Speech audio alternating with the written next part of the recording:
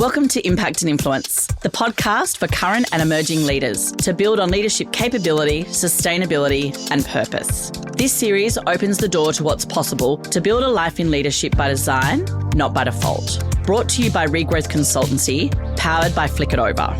Flick It Over is a leading electronic software platform. Flick It Over provides industry-specific solutions to improve process, client experience, and efficiencies. Make your document delivery and workflow seamless with Flick It Over. I am so very honoured to have our next guest join us for today's episode. John Cunningham, thank you for your time today. Absolute pleasure, Lauren. Glad to be here. We were just joking about, have you been on a podcast before? I think you've done a few of these. Yeah, before they were called podcasts. Now, if you're in Sydney listening, I am guaranteed that you know the name John Cunningham, but we do have people from all across the world apparently listening to our podcast, which is pretty cool. Can you just give us just a very quick backstory? Wow. Your career. How did you start in real estate? I don't even know. It was funny. I was actually trained to be a valuer. So I had a diploma of valuation and I'd worked at the water board. So the idea of being a valuer was attractive. I love property. So I thought that was a sort of an elevated type of role. It was absolutely horrific working in an environment where people don't want to work. They want to do as little as possible. And it was as boring as you could imagine. So therefore I went, okay, what else is it? So I just went looking for a job in the credit squeeze of the early mid to late 70s. Picked up a job as a property manager from this guy who was completely useless. And I worked for him for 2.5 years. He taught me everything not to do. I did property management, then I did sales. I moved into sales because he went through about 3 sales agents in the space of 18 months who were all hopeless, didn't sell anything. I went into that and I started selling property. I got approached by another agency after about 6 months and they said, can you come and join us? And, you know, this is what we'll do. And yeah, I don't want this to sound wrong, but I found real estate easy because Absolutely. It was just about helping people. Correct. And so therefore it was like, oh, that's all I've got to do is help people. Yeah. Also, I can do that. So that's where I started. But it's such a good mentality to have, isn't it? Because it's not complicated what we do. And if you do go in with a mindset for anyone that's starting out in their journey in real estate, just exactly that. If you're happy to help people. Yeah. Well, I had knowledge as well. I mean, I have been trained as a valuer. I had a lot of technical knowledge. Yeah. And I was young. And I had something that nobody else of my contemporaries had. I had a diploma of valuation. So I leveraged that. And I leveraged that into the marketplace that I was actually more knowledgeable than all the other real estate agents out there. I had my license underway. I was in a place where I could help people understand building construction, understanding the law, understanding all these things that apply, town planning, you name it. I had all that knowledge. So it was a simple thing to leverage that into helping people understand the decisions they're about to make, both buyers and sellers. And so I loved it. And so what made you start your own business after that? Yeah, really good story that, because I then got poached again. Poached is not the right word. I was approached because I kept selling other people's listings through EAC. And so I had 1 month where I'd sold more of that agency's listings than their sales agents. And the guy said, why don't you just come and work for me? I said, yeah, sure. Okay, I'll do that. And then getting my own listings, going through that whole journey really made me aware of that I had things that others didn't have. But it took me 10 years to then decide to do it myself. And I think that was just a lack of confidence. Yeah. 2 babies in between as well. And it was my wife who actually really encouraged me to do this, and we do it together. Yes. She's a school teacher. She was very organised. And I was out front and she was behind the scenes, so to speak. But then she came out the front with me as well. We were sort of like a male-female combo that didn't really exist back then. Yeah. Yeah, back in the early 90s. And we started in 91, which was right in the middle of the recession. So we had people going, oh, you're crazy, you're mad, you're this. And I said, well, not really. There's a pie out there, right? And our job is to get as much of that pie as we can. If the pie shrinks, we've got to get a bigger slice of the pie. And that's all we did. And we hit the ground running in the recession and just took immediate market share because we approached the whole process of selling and managing properties in an entirely different way. We took people out of the box that was stuck in the corner, in other words, clients, and put them at the front. So we made that really crystal clear that the experience you're going to have with us is unlike anything you've ever had in real estate. We turned it upside down. We did all the things that others couldn't be bothered doing. We did all the things that they didn't understand that clients needed. And we started doing those, and we called it our partnership plan, and it took off. It was just, we delivered what consumers wanted, and they loved it. And you've continued to evolve that. Yeah, I think time. That's what it is. It's been just that simple philosophy, repeated, and improved all the time. And also it's making sure we have the right people in the mix, because we've made a few mistakes along the way. Not a lot, but we have made mistakes with people. And it's just one of those things where you sort of take people on thinking you can fix them. Yes. But sometimes you can't. You can't fix people. There's inherent things in people, and there's things that they learn. And I think that's a really important thing along the way that I've learned about what people bring and what they can create. Some people bring really good stuff that enables them to create good stuff. Yes. Others bring not so good stuff that doesn't enable them to create good stuff. So it's a great journey. It is. And you have created a phenomenal leadership team within your business. One of the ones that I respect the most in this industry, and they're just incredible humans as well as being very intelligent humans. Credit to you for that. But at what point did you get in the business journey? Because there's a lot of people listening that would be still just, solo business owners, and taking that step to bring somebody into the business or into the leadership team, it can be a scary phase when you don't know what you don't know. Yeah. What did you learn from that, and what knowledge would you impart to someone listening there? That learning journey was fascinating, because you're out the front doing everything, listing, selling, managing, leading, all those things, and you're capable of doing that really well in your 30s and 40s. It's like, I can do anything, I'm invincible. But it starts to wear you down, and you realize that you are unskilled in certain areas. You're making up for it with momentum, and you're making up with it that you'll keep learning and you'll get better. And I was a vivacious learner. Yes. And so therefore, it came clear to me that if I wanted to grow the business, and if I wanted to focus in on my lane or my lanes, things had to change. I had to surround myself with the best people to do that. And also understand the fact, and I learned this lesson very early on, that you can't replicate yourself. Mm-hmm. You can bring people in to complement what you do. You can bring people in to do things to replace you in certain things, but they're not going to do it the way you did it. Yes. You have to accept that people are going to do it differently. Is that differently better? Is it the same? Is it worse? You don't know until you go down that journey. And I've learned massively along the way that different's good.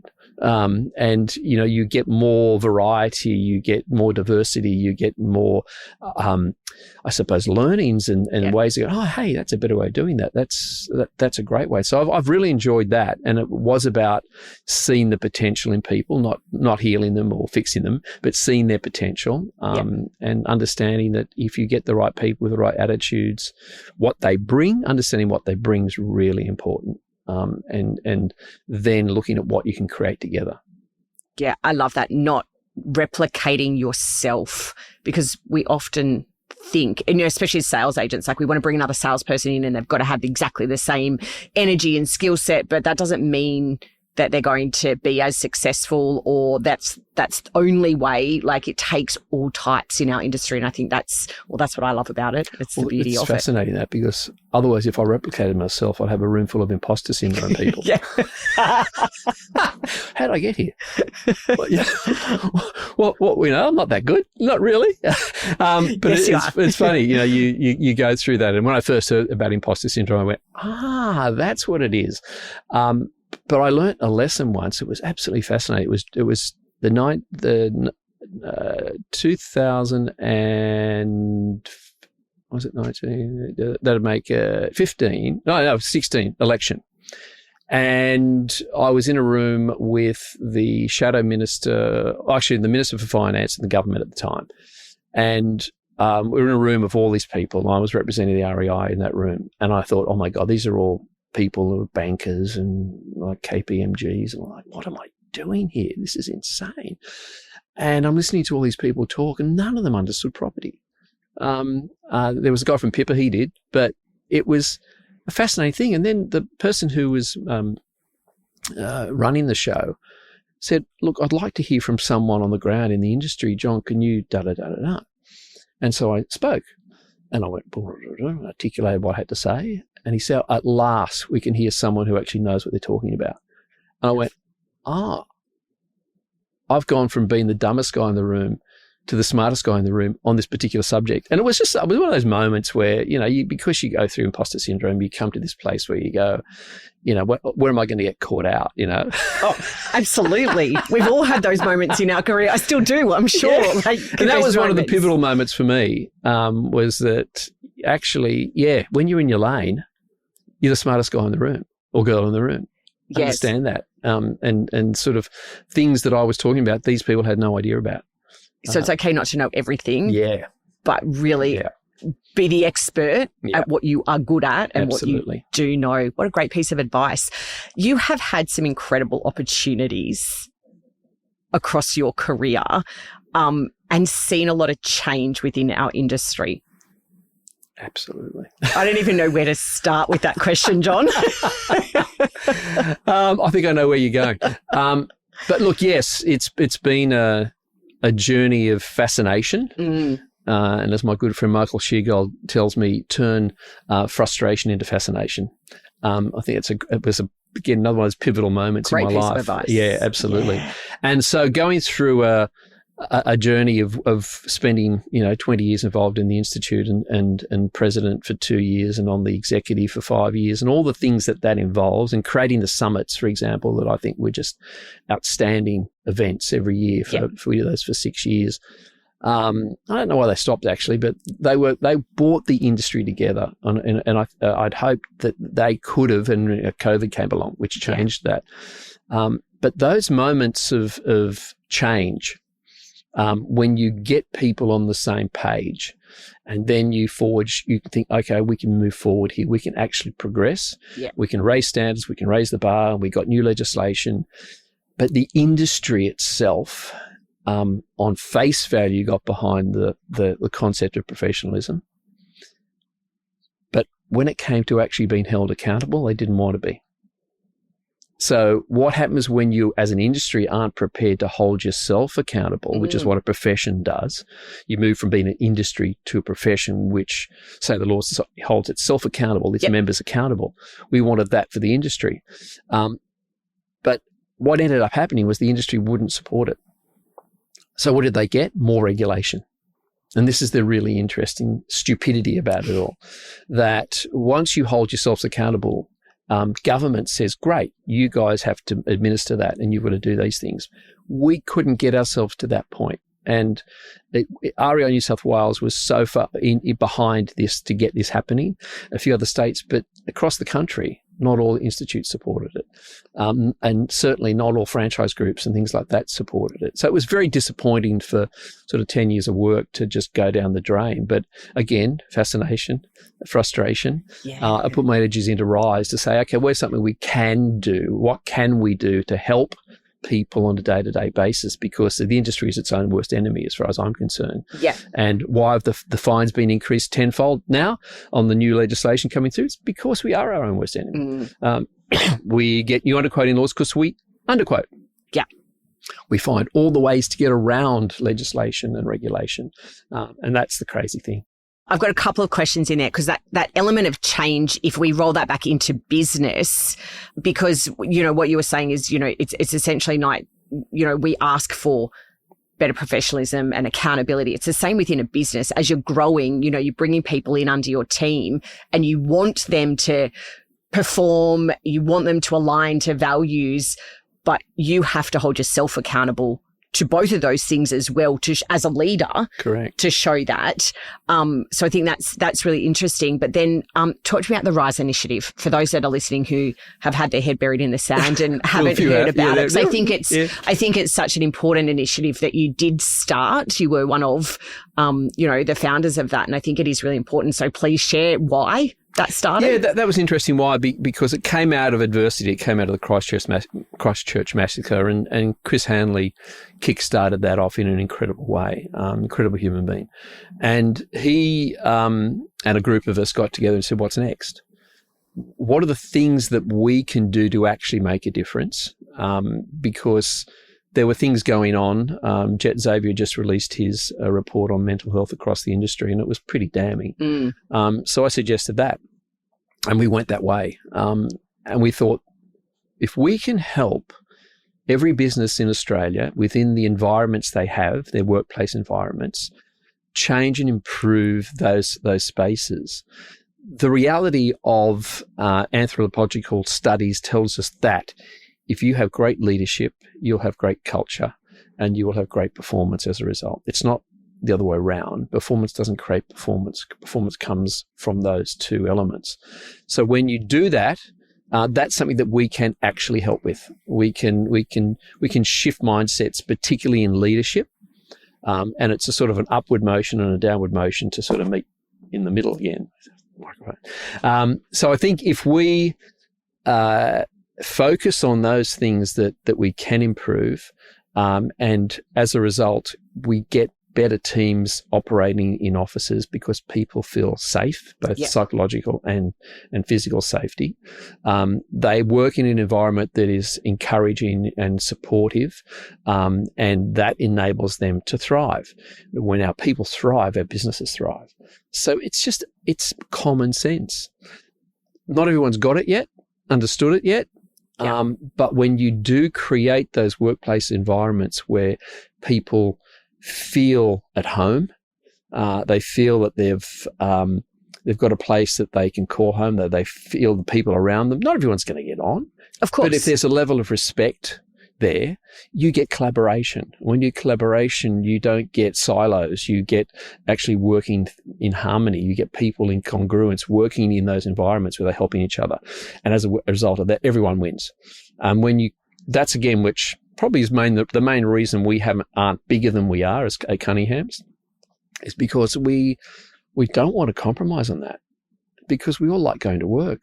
We all like the people we work with. We all like to sleep at night. And that's my big thing. I want to sleep at night.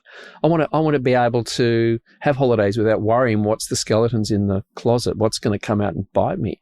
That's the last thing we want. So to me, the Rise initiative was just embodying what we did in our business. It was like, how do we take this to the next level?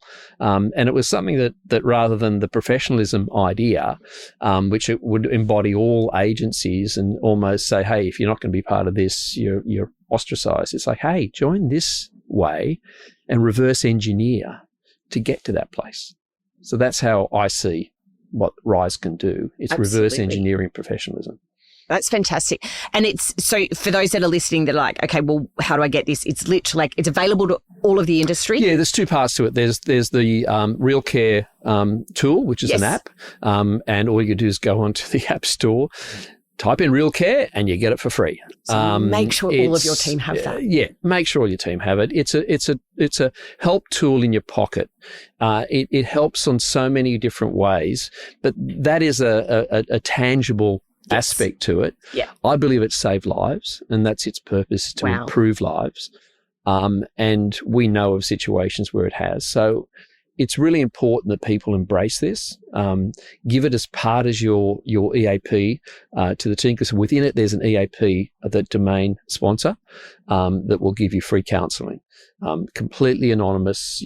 Your security and your privacy is complete. Such an important tool. And this tool there's no other industry other than the police associations, a few police associations, and one mining industry that have these things in Australia. Right. This is groundbreaking, and we've had this app running for 4 or 5 years now. There's about 15,000 people who have it at the moment. There's 100,000 people in the industry, and we've only got to 15%. Yeah. So the reality is, people go, "Oh, I don't need that. I'm okay." Okay, you might be okay now, but the person next to you might not be. The person, your family. This is available to everyone, to their families. Someone in your family might need this.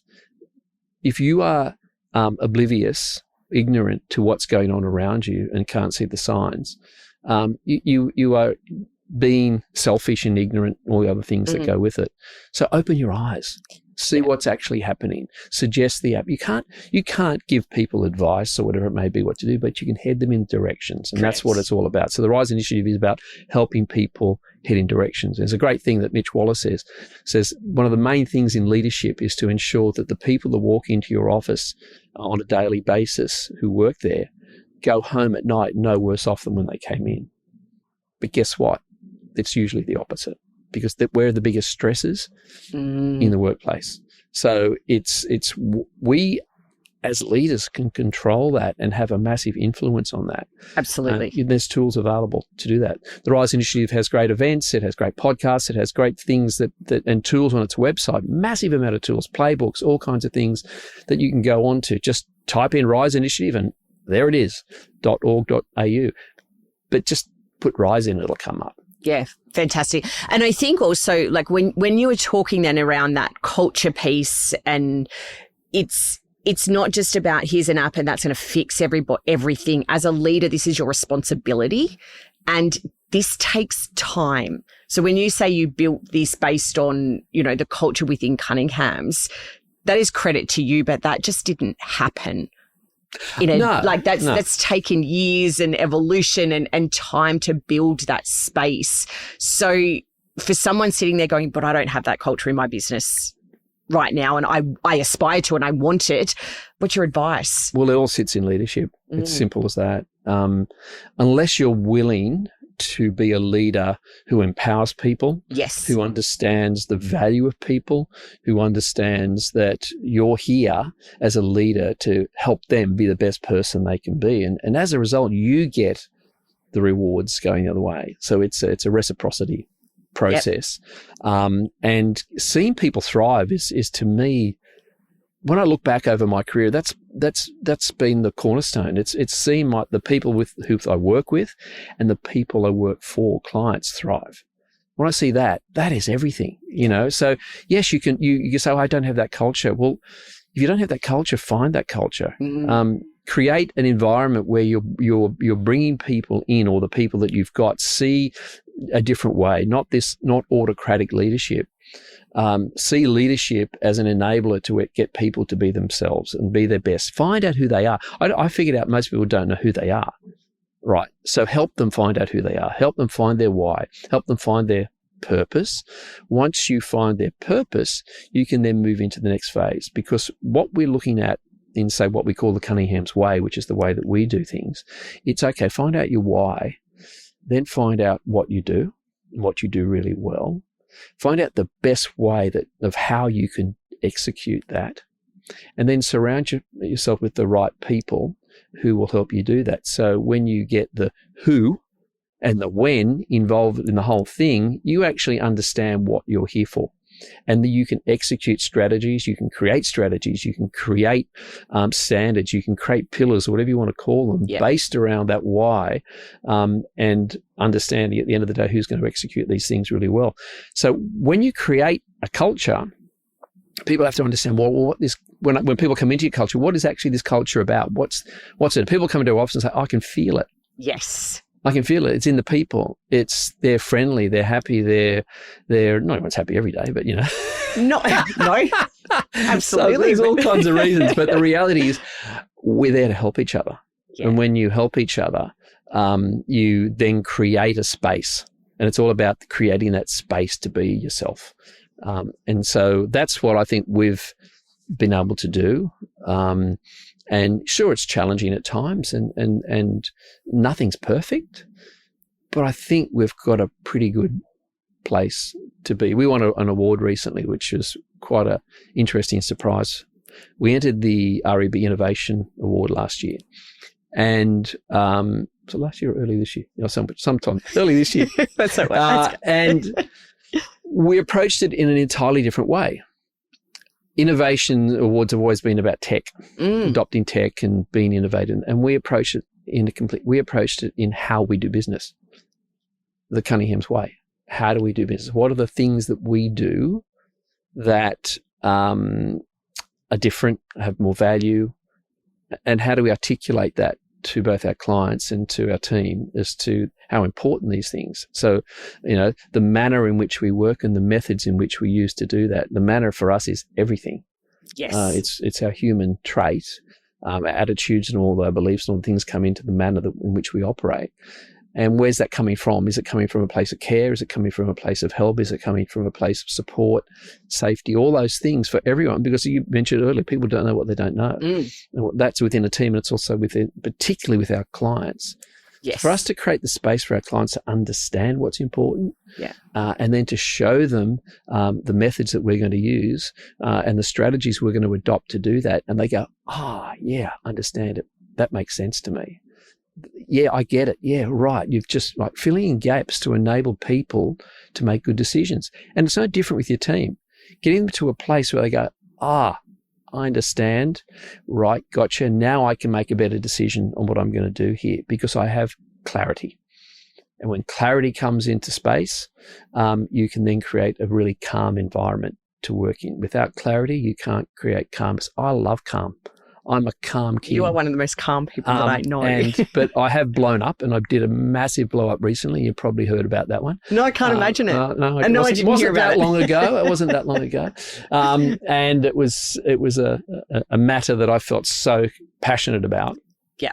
And I've left it all behind, and I achieved the outcome that was needed in the situation. But calmness to me is a cornerstone of fulfillment. And so when you can get to a place where you're feeling fulfilled because, not everything works out perfectly, not everything goes to plan, but the journey to get to wherever you're getting, if you go about it in a calm way, if you go about it in a way that you're not so hell-bent on the outcome as the journey to achieve the best outcome you can get from a situation, you're then a constant journey. Then you're celebrating these milestones and these wins. It's like, when I train the team and say, hey guys, every call you make has got to have a win in it. And that win is simply an advancement. It's not that you're getting the actual outcome out of the call that you desired, but you're getting an advancement. That advancement leads to another advancement. That advancement leads to another one. Whatever you're moving towards that goal is a series of advancements. So people often blow calls. They waste calls because they're trying to get an immediate outcome. Be patient.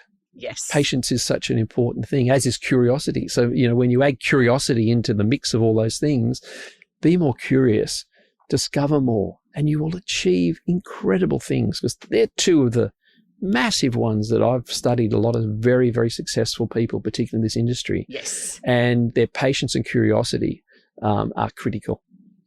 So much wisdom in that last piece. And I think I agree with you. Curiosity to me is one of my favorite traits in people, because the more questions you ask, the more you learn.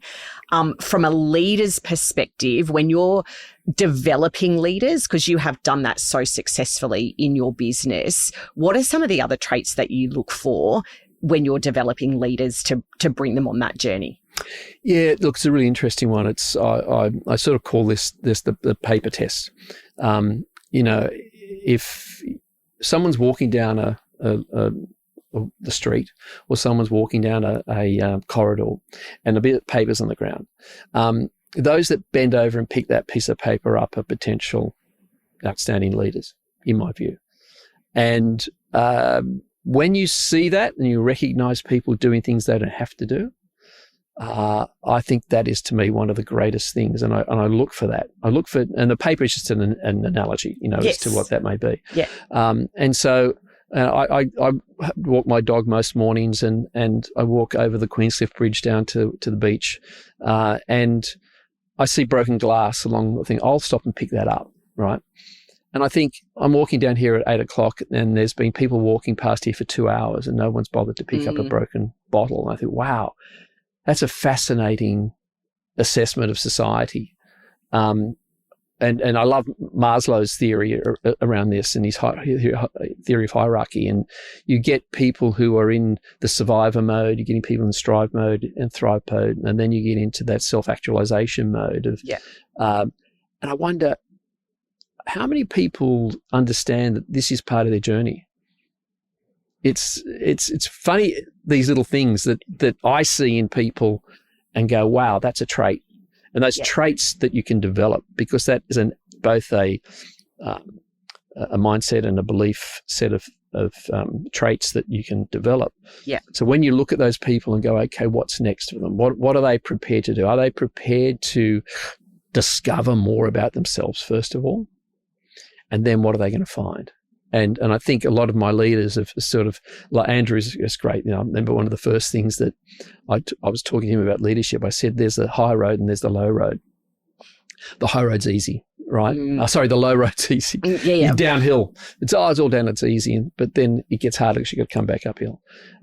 So if you take the hard path first and constantly see that there's more to this than meets the eye, that there's it's a bigger picture at play, and take the bigger picture view, and people who are prepared to take the bigger picture view, and he'll say to me things like, I know the high path.